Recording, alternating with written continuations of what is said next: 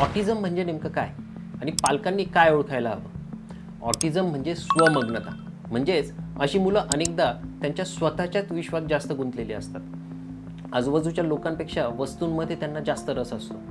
कधी-कधी ते प्रमाण इतकं जास्त असतं, की त्यांच्या घरच्यांना असं वाटायला लागतं, "अरे, याला ऐकायला येतंय का नाही?"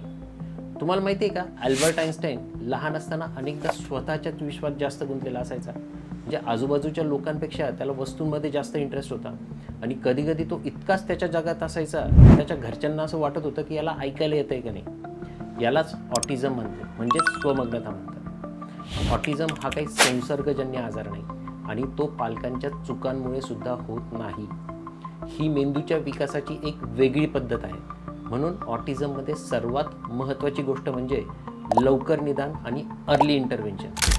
जितक्या लवकर आपण योग्य असेसमेंट करून इंटरव्हेन करू, तितकी पुढे मुलाच्या डेव्हलपमेंटची शक्यता चांगली राहते. बाळ अगदीच लहान असताना सुद्धा ऑटिझमची हिंट मिळू शकते. जसं की साधारण 2 महिन्याचं बाळ आईकडे पाहून रिटर्न स्माईल करत नाही आहे. 6 महिन्यांचं झाल्यावर सुद्धा आय कॉन्टॅक्ट कमी आहे. हसत गप्पा मारत नाही आहे. 1 वर्षाचा झाला आहे तरी साध्या गोष्टी समजत नाही आहे किंवा मिनिंगफुल शब्द बोलायला सुरुवात केलेली नाही आहे. हे सगळं काही फायनल डायग्नोसिस नसलं तरी याकडे दुर्लक्ष करून चालणार नाही. अशा वेळी अजिबात वेळ न घालवता एखाद्या अनुभवी पेडियाट्रिशियन किंवा चाइल्ड स्पेशालिस्टकडून किंवा डेव्हलपमेंटल पेडियाट्रिशियनकडून असेसमेंट करून घेणं खूप गरजेचं आहे.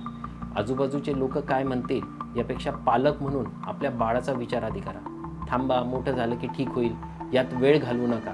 कारण आज घेतलेला छोटा निर्णय बाळाच्या ओव्हरऑल डेव्हलपमेंटवर मोठा पॉझिटिव्ह इम्पॅक्ट करू शकतो. या विषयाबद्दल अजून काही माहिती हवी असेल तर कमेंट करा किंवा DM करा.